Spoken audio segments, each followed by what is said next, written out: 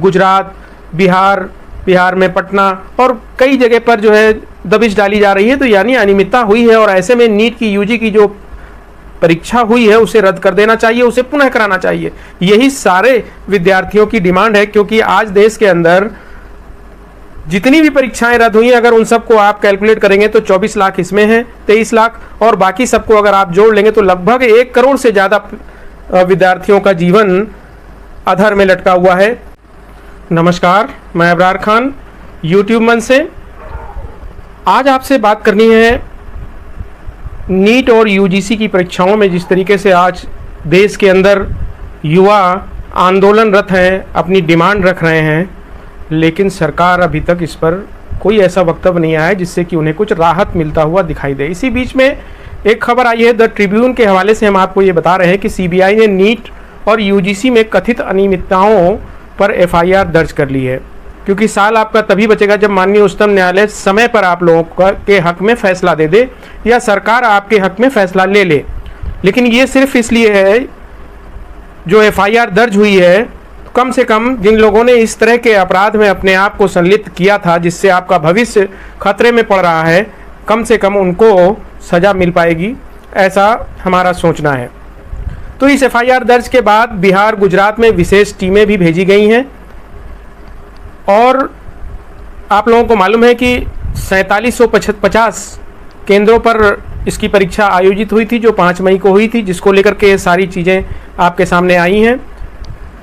तो केंद्रीय शिक्षा मंत्रालय के निर्देश पे 5 मई को आयोजित मेडिकल प्रवेश परीक्षा नीट यूजी में कथित अनियमितताओं के संबंध में सीबीआई ने रविवार को प्राथमिकी दर्ज की है। यह मामला देश भर में छात्रों द्वारा पेपर लीक के दावों की जांच के लिए किए जा रहे विरोध प्रदर्शनों और मुकदमों के बीच उठाया गया। अधिकारियों ने बताया कि मंत्रालय ने एजेंसी को दी गई शिकायत में, जो अब एफआईआर का हिस्सा है, आरोप लगाया है कि परीक्षा के दौरान कुछ राज्यों में कुछ छुटपुट घटनाएं हुई हैं। उन्होंने बताया कि मामले को सर्वोच्च प्राथमिकता देते हुए सीबीआई ने विशेष टीमें गठित की हैं, जो गोधरा और पटना के लिए रवाना हो गई हैं। और ये जो हम आपको खबर बता रहे हैं, ये अभी 7:30 बजे ट्रिब्यून ने इसको छापा है, उसके हवाले से हम आपको बता रहे हैं। ये बहुत ही करंट न्यूज़ है आप लोगों के लिए।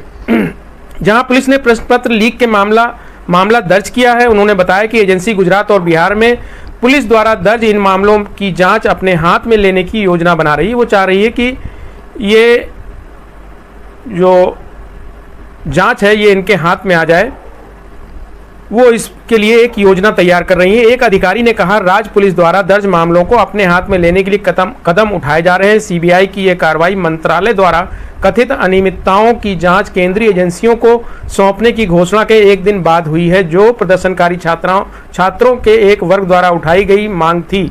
सीबीआई के एक प्रवक्ता ने कहा, शिक्षा मंत्रालय ने सीबीआई के अभ्यर्थियों, संस्थानों और बिचौलियों द्वारा साजिश, धोखाधड़ी, प्रतिरूपण, विश्वासघात और सबूतों को नष्ट करने सहित कथित अनियमितताओं के पूरे पहलू की व्यापक जांच करने का अनुरोध किया है। अधिकारियों के अनुसार परीक्षा के संचालन से जुड़े लोग सेवकों की भूमिका यदि कोई हो तथा पूरे घटनाक्रम और बड़ी साजिश भी जांच के दायरे में होगी।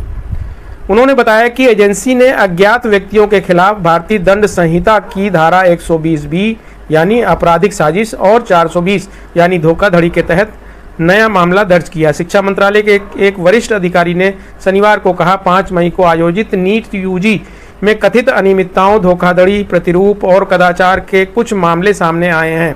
अधिकारी ने कहा, परीक्षा प्रक्रिया के संचालन में पारदर्शिता के लिए समीक्षा के बाद यह निर्णय लिया गया है कि मामले को व्यापक जांच के लिए केंद्रीय जांच ब्यूरो यानी सीबीआई को सौंप दिया जाए।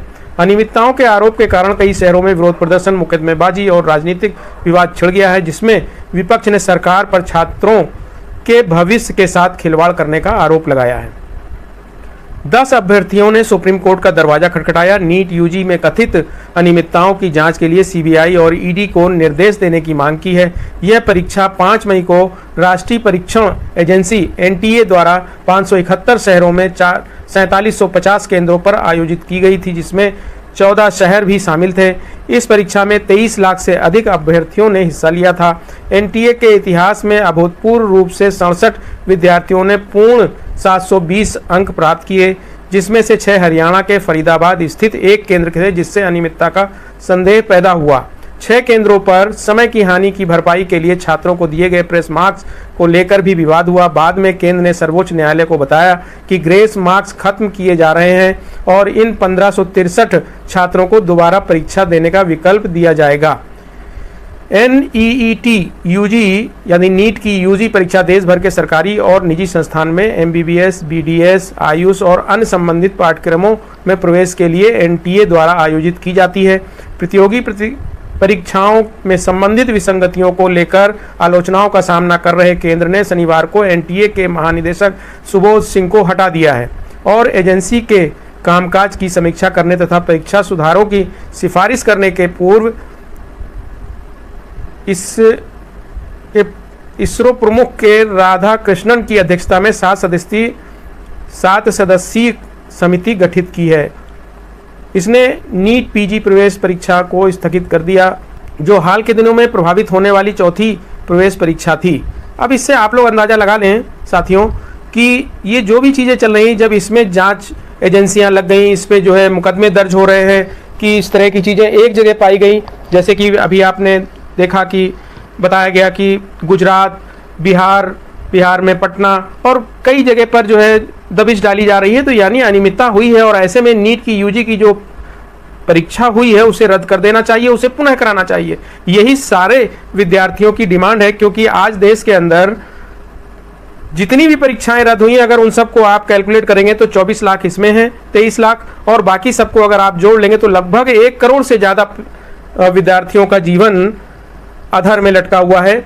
और ऐसी स्थिति में अगर सरकार युवाओं के बारे में नहीं सोचेगी, कोई निर्णय नहीं लेगी, तो फिर युवा कहाँ जाएंगे? उनको कुछ ना कुछ उनके लिए निर्णय लेना होगा, क्योंकि आज जिस तरह से बेरोजगारी चरम सीमा पर है और स्थिति बहुत गंभीर है, अगर सरकार इस पे कोई सकारात्मक निर्णय नहीं लेती है युवाओं के पक्ष में, उनके भविष्य को देखते हुए, तो फिर ऐसी स्थिति में युवा कहाँ जाएंगे? तो आप जो भी साथी नए हमारे साथ जुड़े हैं, चैनल को सब्सक्राइब कर लें और ज़्यादा से ज़्यादा लोगों तक शेयर करें, क्योंकि विपक्ष पूरी तरह से हमलावर है, वो युवाओं के साथ खड़ा है। अभी कांग्रेस ने कल इस पर धरना प्रदर्शन युवाओं के साथ में किया था, और जो मेन स्ट्रीम मीडिया, जिसे लोग गोदी मीडिया कहा करते थे, कहीं ना कहीं वो भी आवाज़ में आवाज़ मिलाता हुआ दिख रहा है युवाओं के साथ में। यूट्यूब मंच से भी इसको लेकर के आपके साथ में आवाज़ उठाई जा रही है, ताकि सरकार इस पर कुछ निश्चित निर्णय ले सके, जिससे आपका भविष्य जो अधर में फंसा हुआ है, क्योंकि इसमें बहुत से बच्चे ऐसे होंगे उनका लास्ट ईयर होगा, वो अगले साल से एग्ज़ाम नहीं दे पाएंगे अपनी एज लिमिट की वजह से। कई परीक्षाओं में ये होता है, अक्सर बच्चे कई बार देते हैं, होता है नहीं होता है, तो ऐसे भी बहुत से बच्चे होंगे, हो सकता है इस बार उनका हो जाता, लेकिन इन सब के चक्कर में उनका भविष्य भी अधर में लटक गया। तो इस पर ध्यान देना होगा, सोचना होगा, सरकार को जल्द से जल्द इस पर निर्णय लेना होगा और नीट यूजी की जो परीक्षा है उसे रद्द करके पुनः कराने का निर्णय लेना चाहिए। बहुत बहुत धन्यवाद। जो भी नए साथी जुड़े हैं, चैनल को सब्सक्राइब करें और ज़्यादा से ज़्यादा लोगों तक शेयर करने का काम करें। बहुत बहुत धन्यवाद।